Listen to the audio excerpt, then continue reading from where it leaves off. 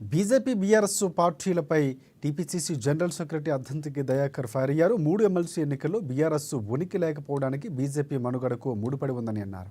ఉప ఎన్నికలు వస్తే సత్తా చూపిస్తామన్న బీఆర్ఎస్ ఎమ్మెల్సీ ఎన్నికల్లో ఎందుకు పోటీ చేయలేదని ప్రశ్నించారు. బీజేపీ బీఆర్ఎస్ చీకటి రాజకీయాల ఒప్పందానికి ఇది సూచిక అని పేర్కొన్నారు.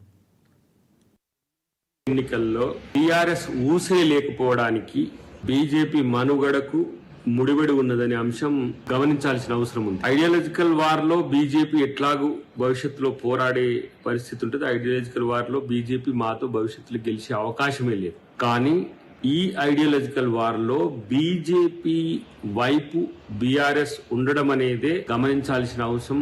తెలంగాణ ప్రజలనేది గుర్తుంచుకోవాల్సిన అవసరం. ప్రత్యేకించి బీజేపీ బీఆర్ఎస్ ని ఏ విధంగా లొంగ తీసుకుందో ఈ 3 ఎమ్మెల్సీ ఎన్నికల్లో మనకు స్పష్టమైన అంశం.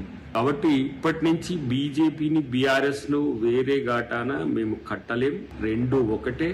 రెండవది 2 ఎమ్మెల్సీ ఎన్నికల్లో గెలిచిన పరిస్థితుల్లో బీజేపీ నాయకులు మాట్లాడుతున్న తీరు చూస్తే ఒకంత హాస్యాస్పదంగా కూడా ఉన్నది.